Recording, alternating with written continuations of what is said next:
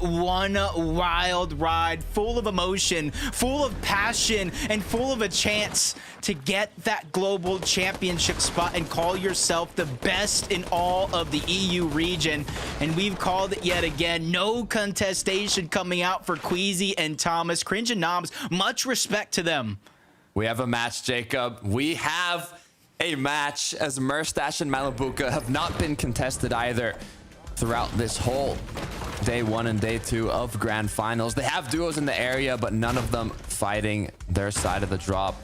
I'm looking to see if there's any changes in the last match, but it looks like it's going to be a similar situation. So it's going to be all about setting themselves up for that late game, securing as much loot, as much damage as possible, as now that Queasy and Thomas are not contested entirely, they will have to focus a bit more on getting those tags. Misha, Tini are going to be the duo that's close by.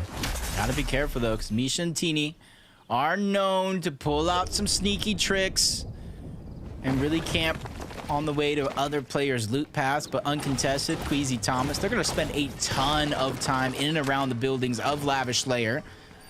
So hopefully they just don't get too greedy for more loot than they can handle.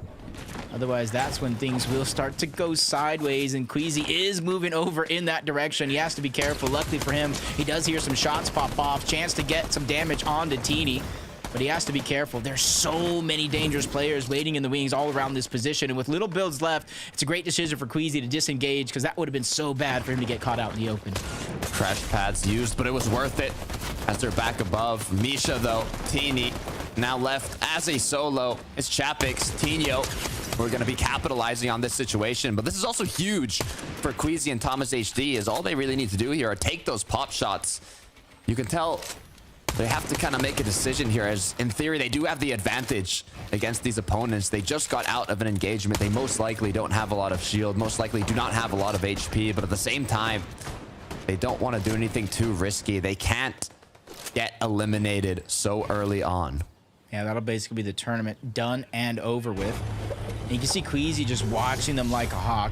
Vital information for him and Thomas about when they can actually go for that medallion and the NPC to try to get that mythic loot. Merstash is going to find a huge treasure trove underneath after opening the vault. That double gold loot coming out of the vault. They get the gold hammer pump, a gold striker. They already have the mythic. If this is a game for Malabuka and Thomas off spawn, this is going to be the one where they could take it all. You gotta think what's on their mind right now, Jacob. Last match of the day, pressure on their shoulders.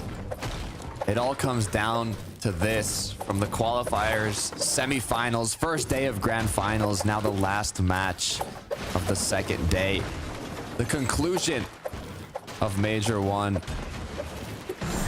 It all really comes down to this. We can even take a look of what Queasy's doing here, as he was able to pick up an Elim, and that's already 6 points, Jacob. Yep. That gap is beginning to open up just a little bit. 2-point differential is now turned into 8-point lead for Queasy and Thomas. But another team that have earned the right to be in contention, a big win, uncontested Forecast Tower, moved themselves into 3rd place with 530 points. It might seem out of reach of that top 2, about 70-80 points of separation, but a first place is worth 100 points and 6 points per elimination. So if we have the situation, Queasy, Thomas, Malabuka, Merstash go down early, it would be wide open for them to take it all. Look, it's more than doable. Even Fadil and Reason at 500 points, basically.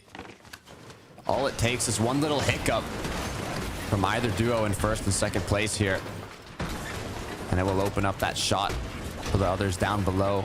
Bevy's Pablo by Hazy Hillside. No duos in sight, as all our players here continue to prep themselves for the late game. Oof. Kira and Kudo probably saw this, and now that they're in contention, they said, nah. We'll give it up this game. You gave it to us last game. Pink and Vico land a monster of a shot on Yanis. Flixie's already weak. They have a huge advantage in this fight. Just not sure they got the memo just yet. Still another team looting up the scraps that are left over towards Reckless Railways. And then obviously the tendency for Veno and Tayson to move over from Grand Glacier is going to be real in this position. But Yanis and Flixie have had enough. They're going to disengage on out, move back on over to Reckless Railways, where they can heal up and regather some of that loot. Jake and Vico now in control of the forecast tower. All the third parties they've had to go through, from Veno, Tayson, Janus, Flixie. As we look at our 4th place team, Reason and Vidil. 100 points, Jacob, you said it. That's what the Victory Royale can get you today, with 6 points per elim. We've seen it happen before, these massive matches. If they want first place, that's all they need. See, already they have the forecast tower in mind. There is one team positioned nearby, that's Hen and Vasquez. They have to be careful for it. They've been ready to fight for it more times than not throughout the weekend. It's a huge tool to their game plan, being able to make it far in some of these games. The boss has already spawned as well. Hen and Vasquez have control in terms of those pieces, but Vidil and Reason move in with ease to take down the boss, and now they'll be the ones with that reboot card to secure the first forecast tower. Huge benefit to this match. As they're able to get the forecast, they will be able to see those zones up ahead. And it's going to be crucial for their positioning as we look back at Sangil Marius, who did take one of the matches today. They're looking to kind of position themselves in a bit more of an elevated location. And for our previous match winners, Kiro and Kiduo, they've put themselves into a battle. This is not the time. You just had a phenomenal game going down here. Kind of end a dream run, but it's Veno and Tayson. They have different plans in their mind if they want to move up the leaderboard. At 350 points, they got to give themselves a shot. And that's going to come with maybe a 15, 20 elimination victory royale. At least there's a condition for them to try to win. Slightly out of reach and very, very risky. But Tayson and Veno, if they want to go ahead and advance to the global championship here this weekend, it's really the only way to do it. Tayson Veno currently in 16th place. Kiro Kiduo in 3rd. One of the duos here trying to hold on to their position. As you said it yourself, Jacob, top 2 do go to the global championships. So Kiduo and Kiro are just one position away from making it. But if Veno is able to get this knock, it could be the end for them. He hits the first shot. It's not going to be a crack. As he gets dropped down, 8 HP is what he's left with. The whole build fight is chopped down. And the pressure is on.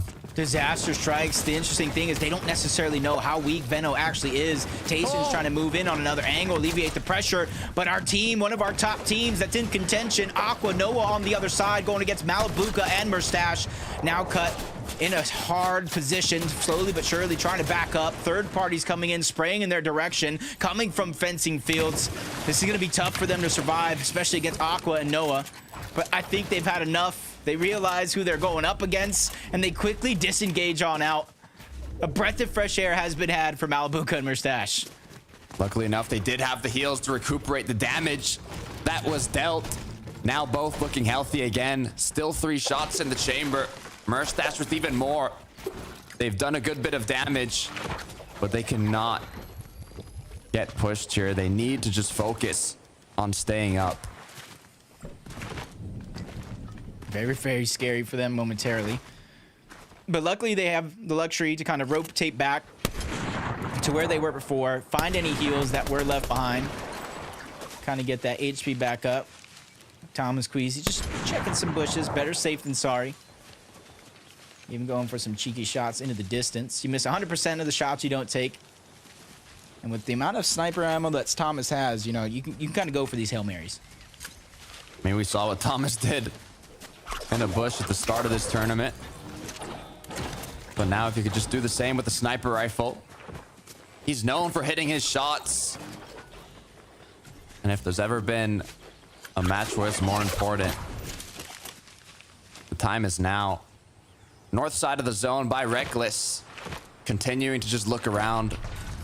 Once again, they were not contested, so they don't have that damage early on like they have had in the previous match. So it is a bit of a change up in their original game plan.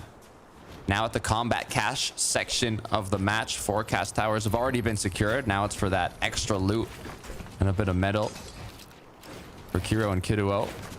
Making it out of the engagement against Tayson and Veno.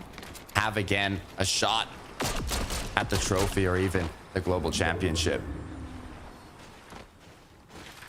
And good job for them to be able to not only like quickly react, but manage to be one of the first teams on over to their combat cache. A huge helpful amount of loot. You saw the shields gonna getting regenerated. And they have some for later on in this game, especially with the way Storm Surge has been dealing damage to some of these teams. Pablo and Bevies, almost uncontested over here towards Hazy Heel side. You said it yourself, nobody in sight early on in the game. That's just because they found that first elimination and then pushed that second player so far out of sight. It wasn't even on the minimap. And now they hear another team. They don't necessarily know it's Veno and Tayson. Big heavy hitters that they could potentially go up against. Veno and Tayson have been looking extra hungry in this last match.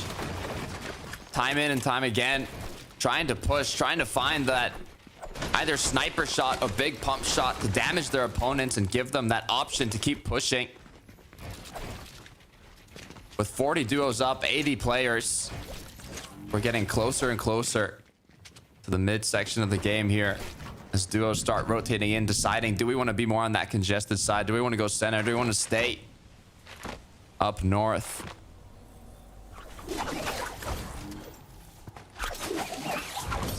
Decisions. I think for everybody here in the lobby, they're beginning to feel the pressure of what this final game can do.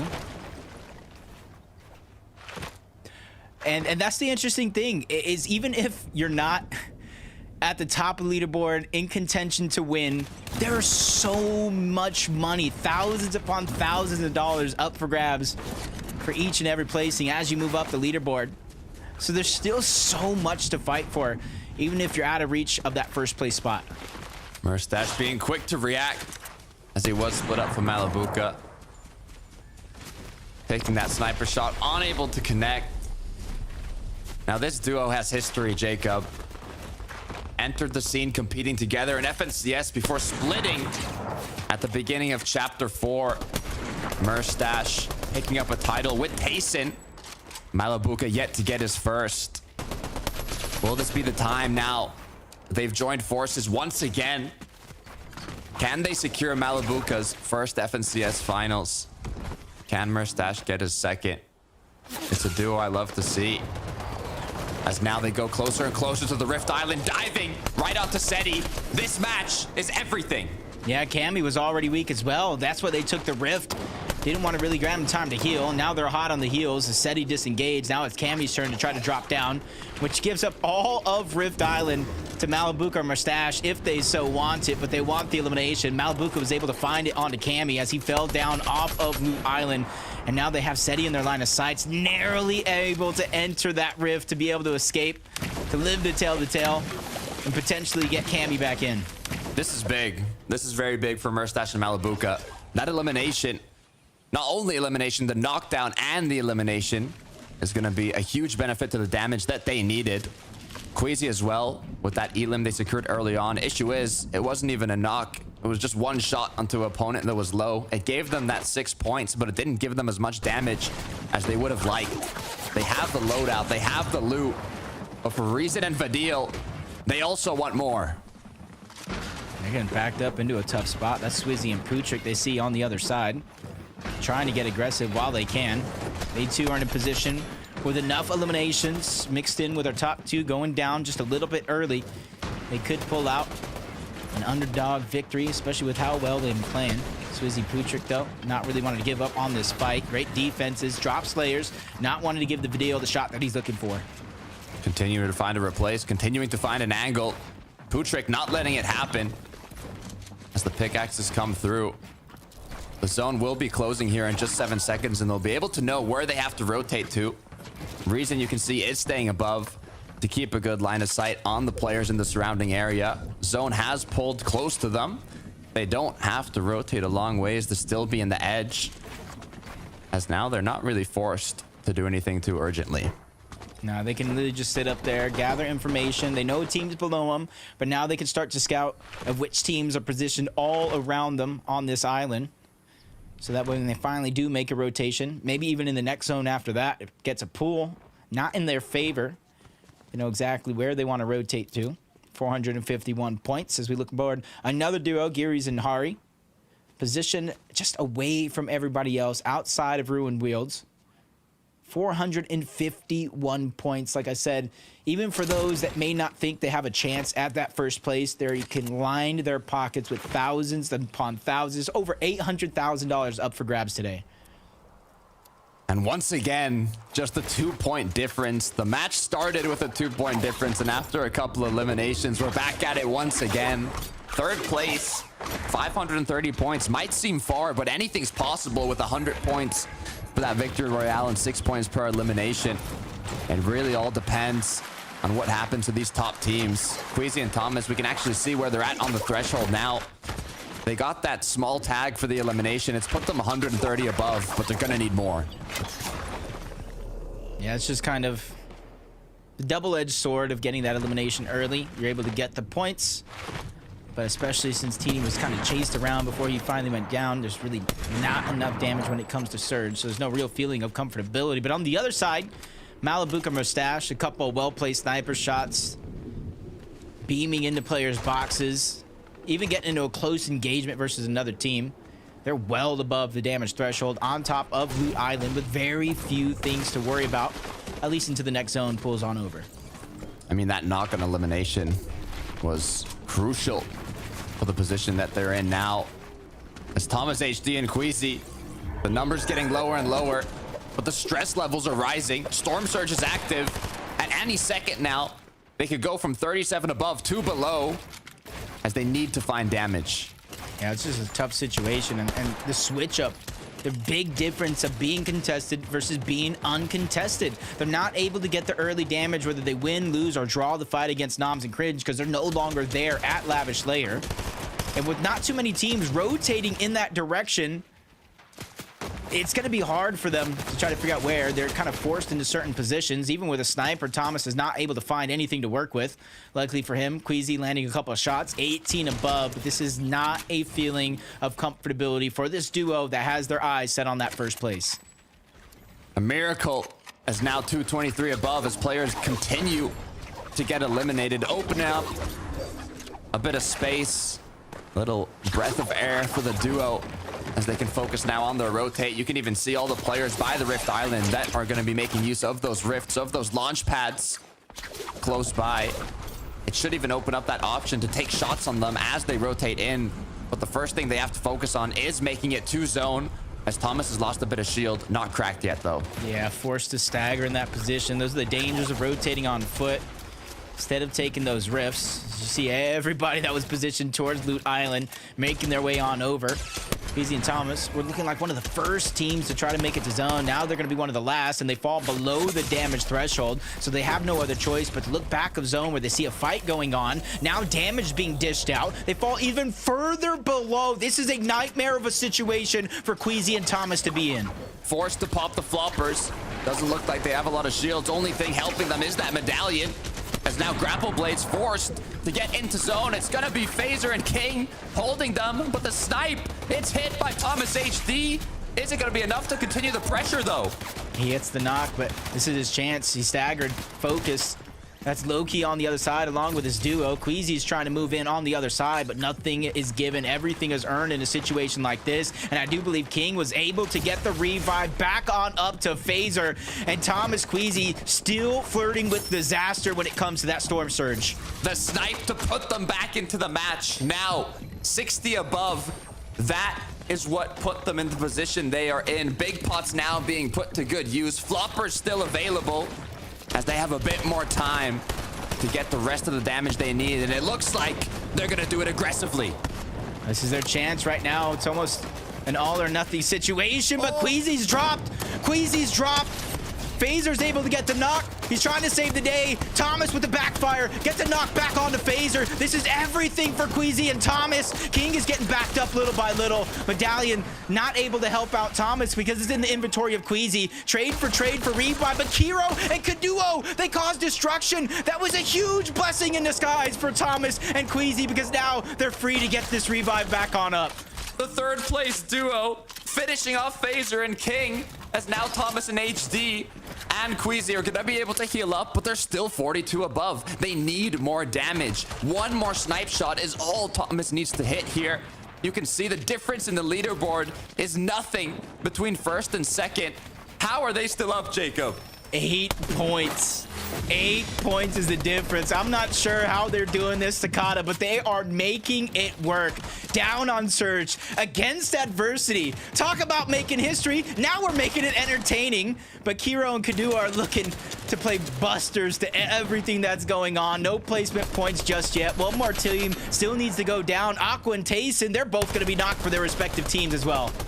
Pressure is still on. Malibuca and Merstash looking healthier than ever, while Thomas HD and Queasy fight for their lives. 5 above. They have a bit more heals to hold off, but still, Storm Surge has been attacking him throughout a majority of this match. The curse in disguise of not being contested. Just 41 above, but as the players begin to rotate, 8th zone has appeared. This is going to open up options to get that damage. Yeah, the biggest thing that's keeping them alive is the constant hot potato with that medallion. No real shields to their name. You mentioned the floppers. 41 zone beginning to move in.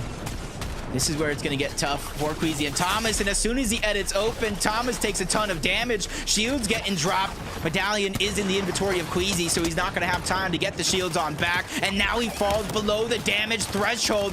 Adversity at its finest as Queasy remains the target of multiple players in the lobby. Forced to pop a flopper up to 74. Medallion gets dropped. Thomas now will be able to recuperate shield once he picks this up. But it's Pablo. It's Bevies knocking on their door. Are they going to be able to get out? Grapple Blade comes through. Rotate continues. 55 below. It's not going to be an easy rotation by any means. And the point gap has lessened from 8 back down to 2. Means Malibuca, Merstash, they found elimination along the way. Queasy is down. Queasy is down. It's all up to Thomas. 8 builds to his name. He's trying to get this elimination on the bull backside of zone, and he finds that elimination, but not many builds. But he gets bandages. Another pressure towards the front side. It's looking disastrous for Thomas as everybody begins to focus back. Thomas goes down. Malibuca and Merstash are still alive, and that is 2 or 3 more points due to placement. They might have just overtaken it right there. All they need to do is stay up. The closest duo now, Kiro Kiduo, were in 3rd place, creeping on behind Merstash and Malibuca. They need to find them in this late game. They need to eliminate them.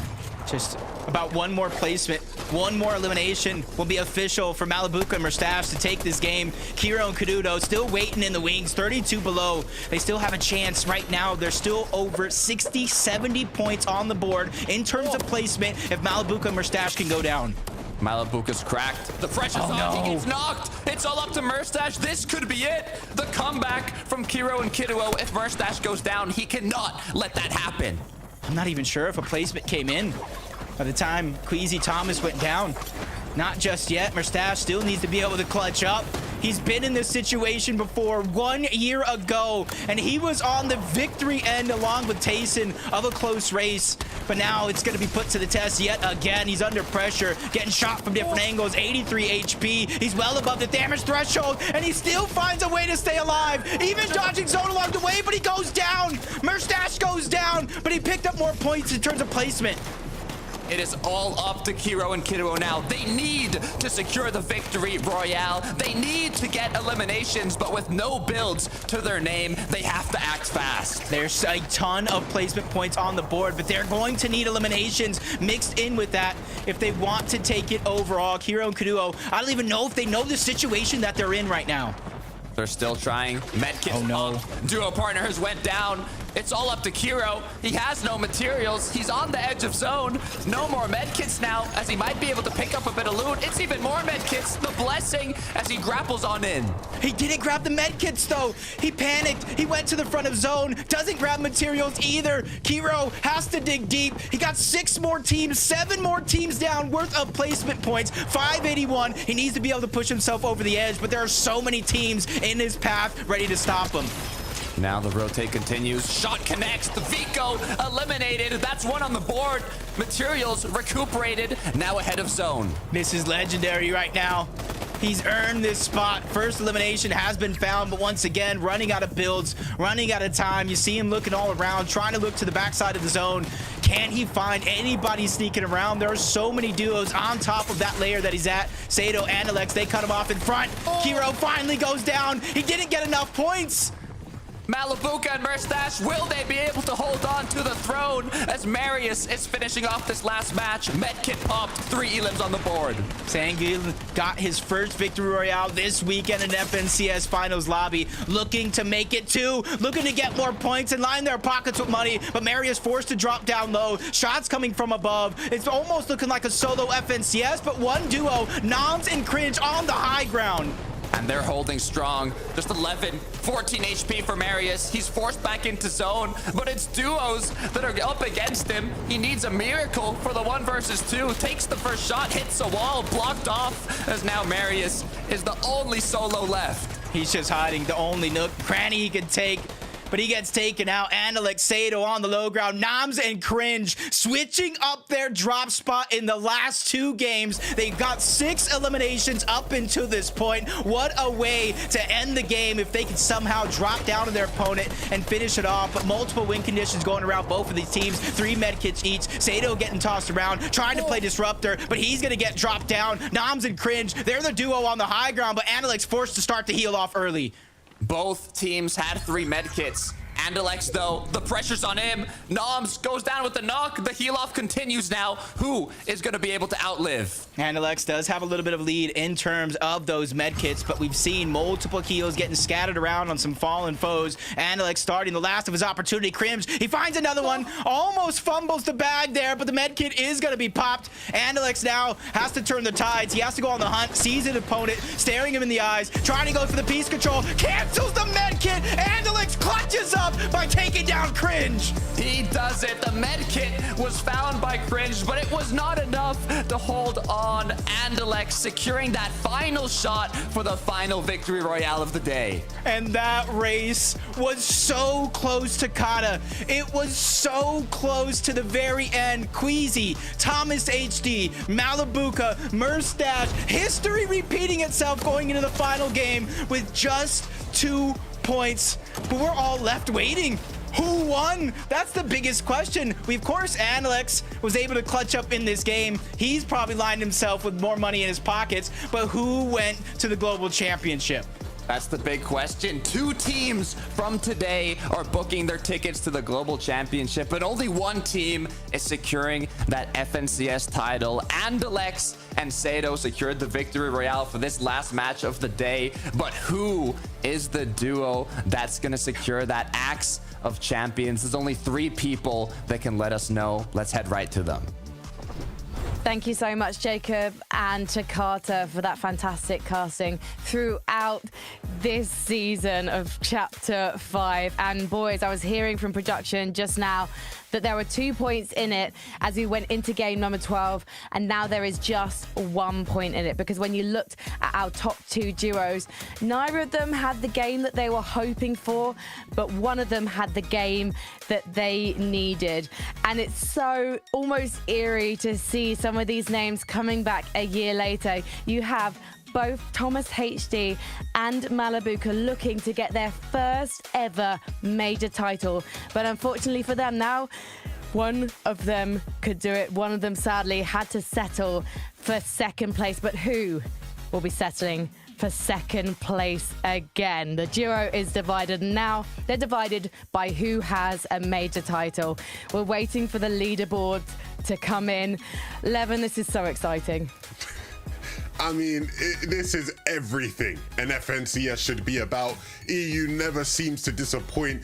And I mean, just to see history rewriting itself with the same characters involved in such a special, special moment. I mean, yeah, I'm sure we know both of those teams are going to go to the Global Championships now, but it's all about the bragging rights. It's all about winning that FNCS. We know how much Thomas wants it. We know how much Malibuca wants it. And that finish is just, oh, you can't write it. You literally can't write it. And that first title just means so much to both of these players, because both of them, Malibuca and Thomas, have waited so long and will both be wanting it as much as the other. That game was incredible as well. Both teams just had it just so close at moments throughout that game. We saw Malibuca and Mustache trying to fight for that island against Cammy and Seti. They bullied them off it. That was on the edge of my seat for that. That was incredible. We saw, of course, Queasy and Thomas that were fighting against Phaser and King, and they both got knocked. Both teams individually got knocked. So we were on the edge of our seats again, trying to think, are they going to be able to get the revive? Is this the moment where they win it? Is this the moment where they lose it? We didn't know. We're about to find out, though. We had our own watch party going on in the virtual green room, and you know what? We did not want to wait, and you guys don't need to wait any longer. It's time to see the final leaderboard and who is raising the axe of champions. And we can now reveal that your champions of Chapter 5, Season 1 by 1 point, are winners of $170,000, the Axe of Champions, and a spot in Global Championships is Mustache and Malibuca, 649 points. This is a duo that show consistency throughout Chapter 5, Season 1, and they are your deserving champions, Mini Miner. They say that good things come to those who wait, and oh boy, has Malibuca waited a long time for this very moment by a single point, in a complete mirror to what we saw in Chapter 4, Season 1. Unfortunately for him back then, he was on the receiving end of the loser's medal, the second place medal, but this time, he has made it happen for him, Levin, and I couldn't be more happy for these guys, and of course, Malibuca in particular. This script is nuts. I mean, like, again, 1 point again. Look, Mustache and Malibuca, so deserving. When you look at EU history and the greatest duels you've ever had, they were always considered one of them, but they never had the title to really show for it. Now they do, in a new era of this duo, and I mean, Malibuca, he will know how Thomas feels right now. He was right there with him last year. And big commiserations to Thomas and Queasy. I mean, they fought so valiantly. At times, they felt like the most deserving team. But Malibuca and Mustache, to fight the way they have fought, with the pressure that was on them as well from some of their peers all throughout the week leading up to the final, and for them to deliver on that pressure and win like many said they should, just goes to show their greatness, how great they are. And I mean, that's the sign of a real champion. It really is. And what's so exciting is this is a duo that's reunited. I imagine there are other Fortnite players around the world watching and going, maybe I should go back to that duo I really enjoyed playing with. Now that we've got separate experience, now we've got learnings, and now we know